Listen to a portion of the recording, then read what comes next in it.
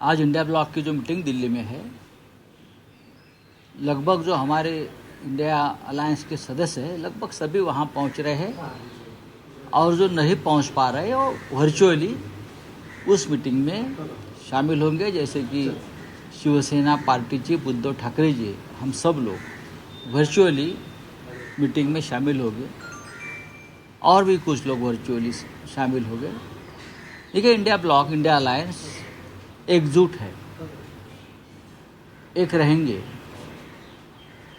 और आगे की रणनीति तय करेंगे राहुल गांधी जी के नेतृत्व में। मैं सुन रहा था ये पश्चिम बंगाल में जो लोग सत्ता पे आए हैं, हाँ, उनके दिमाग में हवा चढ़ गई है सत्ता की। वो बोल रहे थे कि इंडिया ब्लॉक में क्या बचा है और ममता दीदी के बारे में कुछ बोल रहे थे। ये ठीक नहीं है। इंडिया ब्लॉक में क्या बचा है और इंडिया ब्लॉक क्या है, इंडिया अलायंस क्या है, ये 2029 में पता चलेगा। जिस तरह से आप चोरी और डकैती करके चुनाव जीतते हो ना, ये हम नहीं करेंगे। आप आत्मचिंतन करिए, आप कैसे जीत गए, कैसी सत्ता आपने अपने कब्जे में ली। इंडिया ब्लॉक इस प्रकार के घृणास्पद कार्य कभी नहीं करेगा। हम सीधे आपसे लड़ेंगे और आपको हराएंगे। और आज की जो बैठक है वो आगे की रणनीति तय करने के लिए है। सर, राहुल गांधी की लीडरशिप पे सवाल उठाए जा रहे हैं। कोई सवाल नहीं है।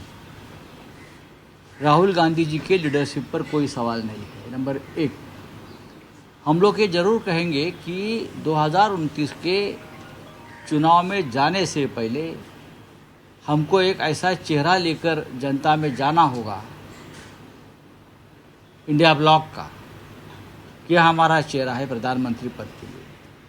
ये उद्धव ठाकरे साहब की भूमिका हमेशा रही है और इस बार भी रहेगी। तो 2019 में जो है तो 2019 में जो ये बताया गया कि एजेंडा क्या रहेगा, क्या है बीजेपी के पास, क्या एजेंडा है? बीजेपी का एजेंडा नहीं हो सकता, बाकी सब एजेंडा यही है, ये भ्रष्ट लोगों को हटा दो, ये देश लूटने वाले झूठे लोगों को हटा दो और देश की रक्षा करो। ये राष्ट्रभक्ति का एजेंडा है, ये देश की रक्षा का, देश के सम्मान का और देश की प्रतिष्ठा का एजेंडा है। बाकी तो एजेंडे लोग बनाते हैं 10-10 पेज के, उसमें कोई नई बात नहीं होती है। लेकिन सबसे पहले ये गद्दार मक्कार लोग जो सत्ता पर बैठे हैं, व्यापारी, देश लूटने वाले, उनको हटाना ये 1 पॉइंट एजेंडा होना चाहिए। और यही आज लोगों के मन में जो एजेंडा है, मन की बात लोगों की यही है। सर, अखिलेश यादव ने सवाल उठाया राम मंदिर का जो डोनेशन आया था उसको लेके मिसिंग है कुछ पैसे। देखिए, अखिलेश यादव जी का जो बयान है, उनका स्टेटमेंट है, हमने पढ़ा है। आज सामना में भी हमने उस बारे में इंफॉर्मेशन दी है। अगर ये सच है, अखिलेश यादव उस राज्य के मुख्यमंत्री रहे, उत्तर प्रदेश के और देश के एक महत्वपूर्ण नेता है। अगर अखिलेश जी ने एक बात कही है तो उसमें ज़रूर कोई तथ्य है। सीसीटीवी फुटेज में सब कुछ आ गया है। जो दान पेटी होती है उससे कैसी छेड़छाड़ की जा रही है या की है, ये सब सामने दिख रहा है। उसके आधार पर छोटे नेताजी ने अपनी बात कही है। इंडिया आघाडीची आज बैठक होते, परंतु आपल्या पक्षाच्या वतीनं प्रत्यक्षरित्या कोणी सहभागी होणार नाही. बरोबर आहे तुमची. चर्चा वेगळी. नाही नाही, काही नाही. आतापर्यंत आम्ही जेव्हा हजर राहिलो तेव्हा का नाही चर्चा झाल्या. 1-1.5 वर्षानंतर एक बैठक होती है. बघा की थोडंसं आमच्या काही इतर अडचणी आहेत, राजकीय नाहीत. मी स्वतः हजर राहतो अनेकदा उद्धवजींच्या वतीनं. पण तुम्हाला माहिती आहे, थोडं प्रकृतीचं कारण आहे आणि ते दिल्लीमध्ये जी हीट वेव्ह आहे, डॉक्टरांची भूमिका आहे की त्यांनी मी जाऊ नये. उद्धवजी वेगळ्या कामात गुंतलेले आहेत, आदित्यजी त्याच कामात गुंतलेले आहेत. पण आम्ही स्वतःहून संपर्क साधला जेव्हा चर्चा की बाबा आम्ही इथून व्हर्च्युअली आपल्यात सहभागी होऊ आणि संपूर्ण मीटिंग चालू असेपर्यंत आम्ही आपल्याबरोबर व्हर्च्युअली राहू. आता व्यवस्था झालेली आहे. या सगळ्या गोष्टीची तर आम्ही करतो. आजची मीटिंग बैठक ही महत्त्वाची आहे. पण अजेंडा काय असणार आहे? कारण राऊत साहेब, आजची बैठक अत्यंत महत्त्वाची आहे, कारण ममता बॅनर्जींनी स्वतः पुढाकार घेऊन ही बैठक आयोजित करायला लागली. याआधी इंडिया ब्लॉकच्या बैठकीपासून तृणमूल काँग्रेस दूर राहिली, पण पश्चिम बंगालच्या निकालानंतर त्यांना महत्त्व पटलं की विरोधकांची एकजूट असायला पाहिजे, इंडिया अलायन्सची एकजूट असायला पाहिजे. आणि स्वतः ममता बॅनर्जी दिल्लीत पोचलेल्या आहेत. स्वतः शिवसेना पक्षप्रमुख उद्धव ठाकरे आज मुंबईतून त्या बैठकीत सामील होतील.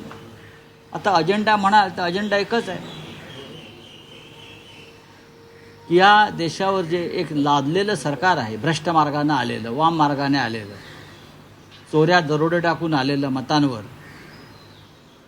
मतांची हेराफेरी करून आलेलं हे सरकार हटवणं आणि देशाला आणि देशाच्या जनतेला मोकळा श्वास घेण्याची संधी उपलब्ध करून देणं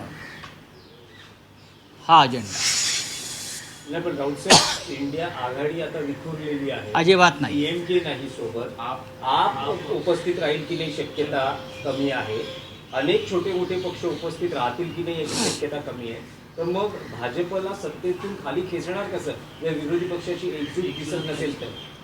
तुमच्या माहितीसाठी मी इतकंच सांगेन की इंडिया अलायन्स अजिबात विखुरलेला नाही. जे प्रमुख घटक पक्ष आहेत आतापर्यंत इंडिया आघाडीबरोबर राहिलेले, ते आजही आम्ही राहुल गांधींच्या नेतृत्वाखालच्या इंडिया आघाडीमध्ये सामील आहोत. आपचा विषय हा स्वतः काँग्रेस आणि केजरीवाल चर्चा करते. पंजाबचं राजकारण त्याच्यामध्ये खास करून आलेला आहे. निवडणुका तामिळनाडूमध्ये द्रमुक पक्ष हा काँग्रेस पक्षाचा आणि इंडिया आघाडीतला एक जुना सहकारी आहे. आम्हाला खात्री आहे की भविष्यात ते सुद्धा आमच्याबरोबर पुन्हा सामील होतील. याला तामिळनाडूचं स्थानिक राजकारणाची एक कंगोरा आहे. बाकी शिवसेना आहे, समाजवादी पार्टी आहे, इतर सगळे जे प्रमुख पक्ष आहेत, तृणमूल काँग्रेस आहे, हे सगळे त्या बैठकीमध्ये उपस्थित आहेत ना. डावे पक्ष आहेत. अजून तुम्हाला कोण हवे सांगा मग. 23 पक्ष आज सहभागी होत आहेत. एकमत होईल का? कारण मागच्या वेळेस सुद्धा पंतप्रधान पदाचा चेहरा 2029 आता कोण असेल? नाही, माननीय शिवसेना पक्षप्रमुख उद्धव ठाकरे यांची कायम भूमिका ही राहिलेली आहे की निवडणुकीला सामोरं जाताना एक चेहरा आपण समोर आणला पाहिजे की हे आमचे नेते आहेत, हे आमचे प्रधानमंत्री आहेत, हे आमचे मुख्यमंत्री आहेत. पण महाविकास आघाडीचा जेव्हा निवडणुकीला सामोरे गेली तेव्हाही हा चेहरा जाहीर करायला आणि सांगायला आपण उशीर लावला, त्याचाही आपल्याला फटका बसला. आणि 2024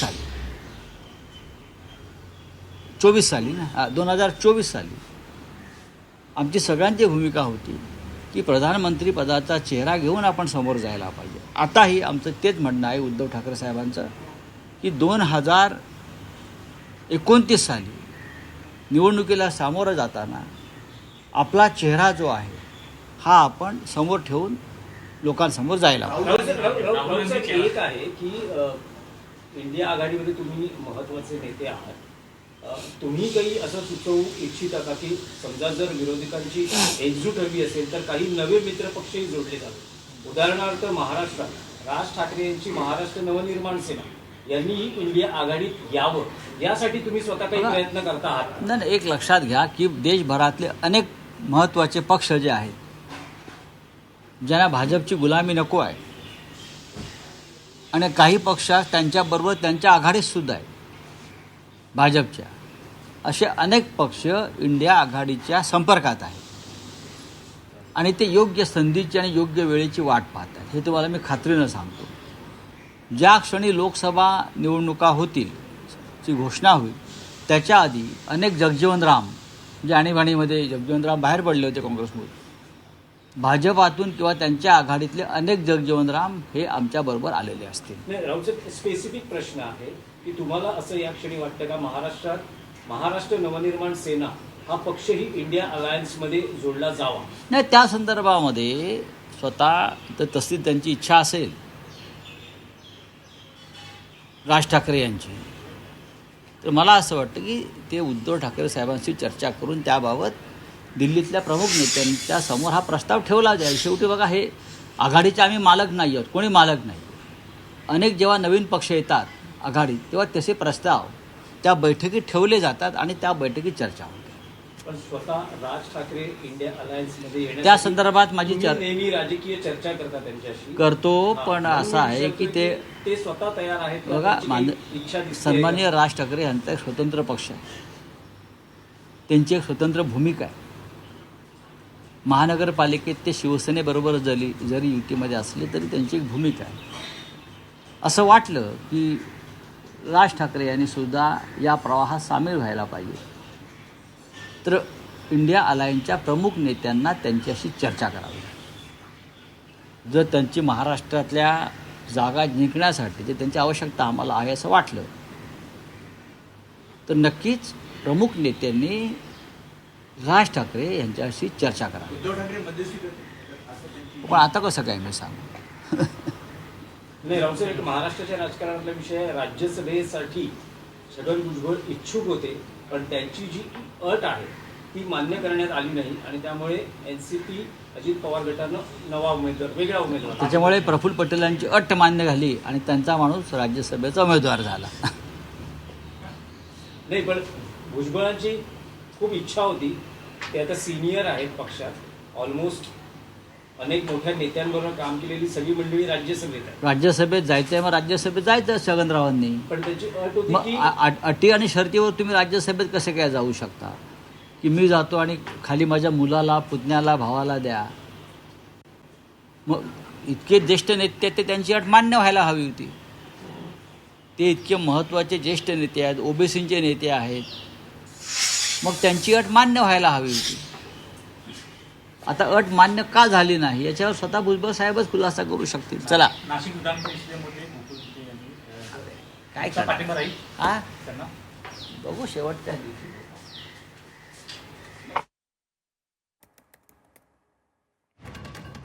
तर 2029च्या निवडणुकीमध्ये इंडिया आघाडीला पंतप्रधान पदाचा चेहरा घेऊनच उतरावं लागेल आणि ही भूमिका सुरुवातीपासूनच शिवसेना उद्धव बाळासाहेब ठाकरे पक्षाची आहे, असं संजय राऊतांनी सांगितलेलं आहे. आज होणाऱ्या बैठकीमध्ये उद्धव ठाकरे हे व्हिडिओ कॉन्फरन्सिंगद्वारे सहभागी होणार आहेत. काही कारणास्तव ते प्रत्यक्षात सहभागी होणार नसल्याचंही राऊतांकडून सांगण्यात आलेलं आहे. देशातील भ्रष्ट नेत्यांना सत्तेमधून खेचून काढणं हाच इंडिया आघाडीचा महत्त्वाचा अजेंडा आहे, असंही राऊत म्हणालेले आहे.